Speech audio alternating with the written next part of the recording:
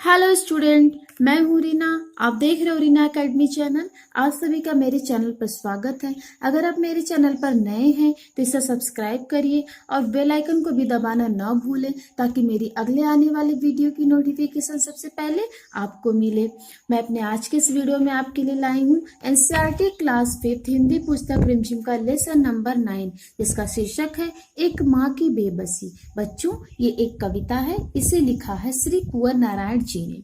और आप सब बने रहिए इस वीडियो के अंत तक। इस वीडियो के अंत तक आपको इस कविता के भावार्थ, व्याख्या और इसके प्रश्न अभ्यास मिलेंगे। तो सबसे पहले जो राइटर है, जो इसके कवि है श्री कुंवर नारायण जी ने, उन्होंने इस कविता के बारे में क्या लिखा है उसको हम लोग पढ़ लेते हैं।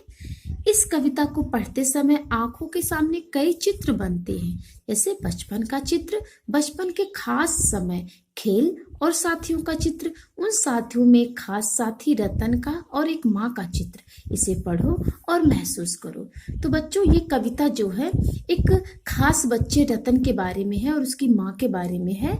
वो ऐसा बच्चा जो कि बोल नहीं सकता था और उसकी माँ जब भी वो खेलने आया करता था उसके साथ जो है आया करती थी। जब तक वो खेलता रहता था उसकी माँ वहीं पर बैठे उसके खेलते हुए उसे देखा करती थी। अब आगे है, कविता धीरे धीरे पढ़ने की चीज है। यानी जब कविता हम धीरे धीरे पढ़ेंगे तो उसे मन में उतरने में बहुत समय लगता है। कभी कभी तो बरसों बाद हम बचपन की पढ़ी कविता पढ़ते हैं तो लगता है पहली बार पढ़ा है इसे। कविता पढ़ने के बाद मन के किसी कोने में घर बना लेती है, किसी मौके पर वह उभर आती है। कविता, कहानी सबके साथ यह होता है, इसलिए हमें इससे चिंतित होने की जरूरत नहीं कि कविता एक बार में पूरी तरह समझ में आ रही है या नहीं। अगर उससे सिर्फ एक चित्र ही उभरता है तो भी कविता कामयाब है। अर्थात बच्चों, इसमें जो कवि हैं श्री कुंवर नारायण जी, वो बताना चाह रहे हैं कि अगर कविता पढ़ के आपके मन में, अगर पूरी कविता पढ़ने के बाद अगर कविता का कोई एक चित्र ही आपके मन में उभरने लगा है, तब भी आपकी वो कविता, आपका पढ़ना कामयाब हो गया है। क्योंकि कविता जो है बहुत धीरे धीरे पढ़ने और समझने की चीज है और कविता मन में उतरने में बहुत ज्यादा टाइम लेती है। कभी कभी तो बरसों बाद बचपन में पढ़ी हुई कविता हमें याद आती है। और कहानी, कविता सबके साथ यही होता है, इसलिए इसमें चिंता होने की कोई भी जरूरत नहीं है। बस आप कविता पढ़िए और उसे ध्यान से समझने की कोशिश करिए। तो आइए हम इस कविता को पढ़ते हैं और इसकी व्याख्या और अर्थ को समझते हुए चलते हैं आगे। न जाने किस अदृश्य पड़ोस से निकल कर आता था वह खेलने हमारे साथ। रतन जो बोल नहीं सकता था, खेलता था हमारे साथ, एक टूटे खिलौने की तरह। देखने में हम बच्चों की ही तरह था, वह भी एक बच्चा, लेकिन हम बच्चों के लिए अजूबा था क्योंकि हमसे भिन्न था। तो बच्चों, इस कविता में श्री कुंवर नारायण जी, जो कि इस कविता को लिखी है, वो कह रहे हैं कि न जाने मतलब पता नहीं किस अदृश्य पड़ोस से, अदृश्य मतलब न दिखाई देने वाले पड़ोस से वो बच्चा, जो रतन नाम का बच्चा, वो निकल कर आता था हमारे साथ खेलने के लिए। ठीक है। और रतन जो बोल नहीं पाता था, हमारे साथ खेलता भी था, बिल्कुल एक टूटे हुए खिलौने की तरह। जिस तरह से खिलौना अगर टूट जाता है तो उसका कोई पार्ट अगर टूटा हुआ है तो वो सही से काम नहीं करता है, उसी तरह से रतन जो हमारे साथ एक टूटे खिलौने की तरह खेलता था। क्यों? क्योंकि वह बोल नहीं सकता था। वो देखने में तो हम बच्चों की ही तरह एक बच्चा था, लेकिन हम बच्चों के लिए अजूबा था क्योंकि वो हमसे अलग था। तो यहाँ पे कवि रतन नाम के बच्चे को अजूबा और अपने आप से अलग इसलिए कह रहे हैं क्योंकि वो बोल नहीं पाता था। अगर बच्चे किसी बात को कहते थे तो उसकी कई बातों को वो समझ भी नहीं पाता था और रतन के द्वारा इशारों से कई बातों को और बच्चे भी नहीं समझ पाते थे। इसलिए कवि यहाँ पे रतन को अजूबा और अपने आप से अलग बता रहे हैं। अब आगे है, थोड़ा घबराते भी थे हम उससे क्योंकि समझ नहीं पाते थे उसकी घबराहटों को, न इशारों में कही उसकी बातों को, न उसकी भयभीत आंखों में हर समय दिखती उसके अंदर की छटपटाहटों को। यानी आगे जो कवि हैं श्री कुंवर नारायण जी, वो कह रहे हैं कि हम थोड़ा उससे घबरा जाते थे क्योंकि वो रतन जो था वो हमें देख के क्यों घबराता है, उसके अंदर कैसी घबराहट होती रहती थी, ये हम समझ नहीं पाते थे।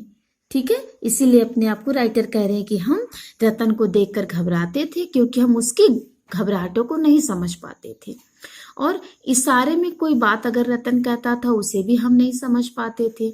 और उसकी जो आंखें थी, रतन की जो आंखें थी, वो हमेशा भयभीत रहती थी, यानी डरी हुई लगती थी। और हर समय उसके अंदर यानी उसकी आंखों में या उसके दिल में छटपटाहट हुआ करती थी। वो हमेशा छटपटाता रहता था किसी न किसी बात को लेकर। आगे है, जितनी देर वह रहता पास बैठी उसकी माँ निहारती रहती उसका खेलना। यानी जितनी देर तक वह रतन नाम का बच्चा हम बच्चों के साथ खेलता रहता था, उसकी माँ भी उसके पास ही बैठ करके उसको खेलते हुए देखा करती थी। अब जैसे जैसे कुछ बेहतर समझने लगा हूँ, उनकी भाषा जो बोल नहीं पाते हैं, याद आती रतन से अधिक उसकी माँ की आंखों में झलकती उसकी बेबसी। यानी जो राइटर हैं, जो कवि हैं श्री कुंवर नारायण जी, वो कह रहे हैं कि पहले मैं रतन के अंदर उसकी छटपटाहटों को, घबराहटों को बिल्कुल नहीं समझ पाता था, क्योंकि मैं भी एक छोटा सा बच्चा था, अनजान बच्चा था। लेकिन अब जैसे जैसे मैं बड़ा हो गया हूँ और अपने आप को कुछ बेहतर समझने लगा हूँ, यानी मैं अब बड़ा हो गया हूँ और मैं समझ सकता हूँ जो लोग बोल नहीं सकते उनकी भाषा को। और इस तरह से लेखक को जो है रतन की याद आने लगती है और वो कहते हैं कि रतन से अधिक यानी रतन से ज्यादा उसकी माँ की आंखों में बेबसी झलकती रहती थी। और वो बेबसी अपने मूक बच्चे के लिए, यानी जो उनका दिव्यांग बच्चा था जो बोल नहीं सकता था, उसके कारण जो है उसकी माँ यानी रतन से भी ज्यादा रतन की माँ के आंखों में बेबसी झलकती रहती थी अपने बच्चे के लिए। ठीक है बच्चों, तो ये हमारी कविता और कविता का अर्थ और व्याख्या सब कुछ हमने समझ लिया और पढ़ लिया। अब हम इसके प्रश्न अभ्यास को करेंगे। कविता से नंबर 1, यह बच्चा कवि के पड़ोस में रहता था, फिर भी कविता अदृश्य पड़ोस से शुरू होती है। इसके कई अर्थ हो सकते हैं, जैसे अर्थात बच्चों ये जो कविता है इसमें रतन के बारे में जो कविता बताई गई है, ये कवि के पड़ोस में ही रहने वाला बच्चा था, लेकिन फिर भी कवि ने इसमें अदृश्य पड़ोस इस शब्द का प्रयोग क्यों किया है, इसके क्या अर्थ हो सकते हैं। यहाँ पे देखिए लिखा है कवि को मालूम नहीं था कि यह बच्चा ठीक ठीक किस घर में रहता था। और ख है, पड़ोस में रहने वाले बाकी बच्चे एक दूसरे से बातें करते थे, पर यह बच्चा बोल नहीं पाता था, इसीलिए पड़ोसी होने के बावजूद वह दूसरों बच्चों के लिए अनजाना था। इन दो में से कौन सा अर्थ तुम्हें ज्यादा सही लगता है। तो बच्चों इसमें जो है सबसे ज्यादा सही अर्थ हमको ये ख वाला लगता है, तो इसमें हमने सही का निशान लगाया। क्या कोई और भी अर्थ हो सकता है। तो सबसे सटीक अर्थ यही है बच्चों, इसलिए हम कुछ और अर्थ नहीं लगाएंगे इसका। अब देखिए नंबर 2 है, अंदर की छटपटाहट उसकी आंखों में किस रूप में प्रकट होती थी। क है चमक के रूप में, ख है डर के रूप में, ग है जल्दी घर लौटने की इच्छा के रूप में। तो बच्चों इसका सबसे सटीक आंसर होगा डर के रूप में। और ग वाला भी हो सकता है जल्दी घर लौटने की इच्छा के रूप में, क्योंकि रतन की बातों को कोई समझ नहीं पाता था, इसलिए वो जल्दी से अपने घर लौटना चाहता था, या फिर डर जाता था अपने सामने आने वालों से और सामने आने वालों की बातों को सुनकर न समझने के कारण। ठीक है बच्चों, तो इसका ख भी हम हो सकता है और ग भी हो सकता है। अब है नेक्स्ट, तरह तरह की भावनाएं। नीचे लिखी भावनाएं कब या कहाँ महसूस होती है। तो क है छटपटाहट। तो इस पाठ के संदर्भ में रतन की बातें जब कोई नहीं समझ पाता था या अपनी बात वो नहीं समझा पाता था तब छटपटाता था। यानी रतन कब छटपटाता था, तो अभी हमने कविता को पढ़ा है। तो रतन की बातों को अगर कोई नहीं समझ पाता था या वो अपनी बातें नहीं समझा पाता था, किसी की बात खुद भी नहीं समझ पाता था, तो वो छटपटाता था। अधीरता, कहीं जाने की जल्दी हो और जाना संभव ना हो, जैसे स्कूल की छुट्टी में अभी काफी देर हो पर घर पर कोई ऐसा मेहमान आने वाला हो जिसे तुम बहुत पसंद करते हो। तो बच्चों ऐसे टाइम पे हमारे अंदर अधीरता होने लगती है, हम बहुत अधीर हो जाते हैं कि हम कब घर पहुंचेंगे। अब अगला है इच्छा, किसी चीज को पाने की इच्छा हो पर वह तुरंत ना मिल सकती हो, जैसे भूख लगी हो पर खाना तैयार ना हो। तो बच्चों ये इसका अर्थ बिल्कुल सही है। संदेश, हम कोई संदेश देना चाह रहे हों या दूसरे समझ ना पा रहे हों, जैसे शिक्षक से कहना हो कि घंटी बज गई है, अब पढ़ाना बंद करें, पर उन्हें घंटी सुनाई न दी हो। इनमें से कौन सा अर्थ या संदर्भ इस बच्चे पर लागू होता है? तो बच्चों, ये जो संदेश है, ये वाला अर्थ रतन नाम के बच्चे पर लागू होता है, क्योंकि जो भी बात अपनी कहना चाहता था रतन, वो दूसरे नहीं समझ पाते थे, इसलिए ये संदेश जो है रतन पे बहुत ही सटीक लागू होता है। नेक्स्ट है घबराहट। हमें जब किसी बात की आशंका हो तो घबराहट महसूस होती है, जैसे अंधेरा होने वाला हो और हम घर से काफी दूर हों या अकेले हों। और ख है समय कम हो और हमें कोई काम पूरा कर लेना हो, जैसे परीक्षा में देखा जाता है। ग है जब डर हो कि दूसरे के मन में क्या चल रहा है। तो बच्चों, यहाँ पे जो रतन नाम का बच्चा है वो उसके ऊपर ये ग सटीक बैठता है, क्योंकि उसे हमेशा डर रहता था कि दूसरे उसके बारे में क्या सोच रहे हैं। अब देखिए, एग्जाम्पल पे इसमें दे रखा है कि पापा को मालूम चल गया हो कि कांच का ग्लास तुमने टूटा है। मतलब आपको डर लग रहा है, जैसे आपने कोई ऐसा काम कर दिया है कि जिसे दूसरे जान गए हों, तो डर जो है सभी के मन में होती है किसी भी बात को लेकर के, अगर उससे नुकसान हुआ हो तो यहाँ पे रतन नाम के बच्चे के ऊपर ये जो वाक्य ये फिट बैठता है। अब अगला प्रश्न है, जो बच्चा बोल नहीं सकता वह किस किस बात की आशंका से घबराहट महसूस कर सकता है? इसका उत्तर हम लिखेंगे अपनी नोटबुक पे। जो बच्चा बोल नहीं सकता वह अपनी बात इशारों से समझाता है, लेकिन सामने वाला उसकी बातों को नहीं समझ पाता तो वह घबराने लगता है।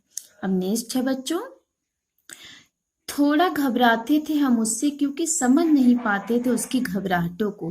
जैसा कि हमने कविता में पढ़ा था ना कि जो कवि हैं, राइटर जो है, वो कह रहे हैं कि हम भी रतन को देखकर घबराते थे क्योंकि उसकी घबराहटों को हम नहीं समझ पाते थे। तो इसी से यहाँ पे प्रश्न बना है, रतन क्या सोचकर घबराता होगा? इसका उत्तर हम लिखेंगे अपनी नोटबुक में। रतन अपने सामने आने वाले हर इंसान की कही बातों को न समझ पाने के कारण घबराता होगा। अब नेक्स्ट है, अपने दोस्तों से पूछकर पता करो कौन क्या सोचकर और किस काम को करने में घबराता है, कारण भी पता करो। जैसे यहाँ पे दोस्त या सहेली का नाम दे रखा है ये वाले कॉलम में, दूसरा कॉलम है किस बात से घबराता है, तीसरा घबराने का कारण। तो यहाँ पे आप अपने दोस्तों का नाम लिख सकते हो, जैसा कि मैंने लिखा है अमित, रोहित, श्याम, राहुल। तो अमित दोस्त का नाम है और वो घबराता है अंधेरे से, और कारण क्या है, कोई आ ना जाए अंधेरे में। ठीक है बच्चों। नेक्स्ट है रोहित। रोहित गिरने से घबराता है, कारण गिरने से कहीं चोट न लग जाए इसलिए घबराता है। श्याम, श्याम बीमारी से घबराता है क्योंकि बीमारी में दवाइयां खानी पड़ेगी, ये कारण है। राहुल, राहुल पानी से घबराता है, और कारण क्या है घबराने का, कि पानी में कहीं डूब ना जाऊं। ठीक है बच्चों। तो यहाँ पे आप अपने दोस्तों का नाम चेंज कर सकते हैं, जो भी आपके फ्रेंड का नाम यहाँ पे आप वो लिख सकते हैं। ठीक है बच्चों। अब आगे है भाषा के रंग। कवि ने इस बच्चे को टूटे खिलौने की तरह बताया है। जब कोई खिलौना टूट जाता है तो वह उस तरह से काम नहीं कर पाता जिस तरह से पहले करता था। संदर्भ के अनुसार खाली स्थान भरो। तो यहाँ पे खिलौना है, यहाँ पे देख खिलौने का नाम लिखा गया है, टूटने का कारण, ठीक है, और नतीजा। तो यहाँ पे हमको लिखना है, इसे गाड़ी है, पहिया निकल जाने पर चल नहीं पाती। गुड़िया सीटी निकल जाने पर बज नहीं पाती, यहाँ पे हम लिखेंगे बज नहीं पाती। गेंद हवा निकल जाने से उछल नहीं पाएगी, और जोकर चाबी निकल जाने से चल नहीं पाता। ठीक है बच्चों। तो इस तरह से आप अपनी बुक में इसको फिल करेंगे। अब आगे है, अब नेक्स्ट है बेबस। बेबस शब्द बे और बस को जोड़कर बना है। यहाँ बे का अर्थ है बिना, और नीचे दिए गए शब्दों में यही बे छिपा है। इसी सूची में, मतलब इस सूची में तुम और कितने शब्द जोड़ सकती हो, जैसे यहाँ पे पहले से ही बेजान, बेचैन, बेसहारा, बेहिसाब। तो हमने इसमें नए शब्द जोड़े, बेखौफ, बेजान, बेईमान, बेचारा। अब आगे है देखने के तरीके। इस कविता में देखने से संबंधित कई शब्द आए हैं, ऐसे 6 शब्द छांट कर लिखो। ठीक है। तो देखिए बच्चों, इसका उत्तर होगा अदृश्य, निहारती, इशारे, झलकती, देखना, भयभीत आंखें। तो ये हो गया, हमने 6 वर्ड छांट के लिख लिया कविता में से। अब नेक्स्ट प्रश्न है, माँ की आंखों में झलकती उसकी बेबसी, आंखें बहुत कुछ कहती हैं, वे तरह तरह के भाव लिए होती हैं। नीचे ऐसी कुछ आंखों का वर्णन है, इनमें से कौन सी नजरें तुम पहचानते हो? तो बच्चों यहाँ पे कुछ नजरों के बारे में दिया गया है, तो इसको हम सबसे पहले जानेंगे। इसका अर्थ क्या होता है? सहमी नजरें यानी डर से सहम जाना, जैसे डर की वजह से आंखें सहम जाती हैं तो डर से सहमी आंखें। क्रोध भरी आंखें यानी गुस्से से लाल लाल जो आंखें होती हैं। शरारती आंखें यानी शरारत से भरी आंखें जो होती हैं। प्यार भरी नजरें यानी प्यार से भरी आंखें। उन्नीदी आंखें नींद से अलसाई हुई आंखें यानी बहुत ज्यादा नींद आ रही हो और जबरदस्ती जाग रहे हो उस तरह से। डरावनी आंखें यानी डराने वाली आंखें। तो इन जो 6 प्रकार की आंखें यहाँ पे दी, इन सब जो है आंखों के बारे में हम समझते हैं और देखेंगे तो समझ जाएंगे। ठीक है बच्चों, अब नीचे आंखों से जुड़े कुछ मुहावरे दिए गए हैं, तुम इनका प्रयोग किन संदर्भ में करोगे? हम देख लेते हैं। पहले मुहावरा है आंख दिखाना। ठीक है, तो इसको हम कर लेते हैं अपनी नोटबुक में। तो ये देखिए, नंबर 1 आंख दिखाना, पिताजी गुस्से से आंख दिखाने लगे। 2 है नजर चुराना, चोरी पकड़े जाने पर रजत आंखें चुराने लगा यानी नजर चुराने लगा। तीसरा है आंख का तारा, सभी बच्चे अपनी माँ की आंख के तारे होते हैं। नंबर 4 है नजरें फेर लेना, तो बेटे बहू की करतूतों से तंग आकर श्री श्याम प्रसाद जी ने अपनी नजरें फेर ली। अब नेक्स्ट है नंबर 5 आंख पर पर्दा पड़ना, रोहित को चोरी करते देख भी पुलिस की आंखों पर पर्दा पड़ा रहा। तो ये हमने अपना वाक्य प्रयोग कर लिया। अब आगे है माँ, याद आती रतन से अधिक उसकी माँ की आंखों में झलकती उसकी बेबसी। तो रतन की माँ की आंखों में किस तरह की बेबसी झलकती होगी? इसका उत्तर हम लिखेंगे। रतन की माँ की आंखों में अपने दिव्यांग एवं असहाय बच्चे के लिए एक अनजाना सा डर एवं बेबसी झलकती होगी। ठीक है बच्चों, अब नेक्स्ट है अपनी माँ के बारे में सोचते हुए नीचे लिखे वाक्यों को पूरे करो। मेरी माँ बहुत खुश होती है जब मैं कोई अच्छा कार्य करती हूँ। ख है माँ मुझे इसलिए डांटती है क्योंकि मुझे मेरी गलती का एहसास हो और दोबारा वह गलती मैं ना करूं। ग है मेरी माँ चाहती है कि मैं एक नेक और ईमानदार इंसान बनूं। घ है माँ उस समय बहुत बेबस हो जाती है जब मैं कभी बीमार हो जाती हूँ। देखिए बच्चों, अंगा यानी लास्ट है मैं चाहती हूँ कि मेरी माँ हमेशा मेरे साथ रहे और मुझे प्यार करे। तो बच्चों, हमारे ये प्रश्न अभ्यास भी पूरे हुए। तो कैसी लगी आपको वीडियो, जरूर बताइएगा। Okay, thank you.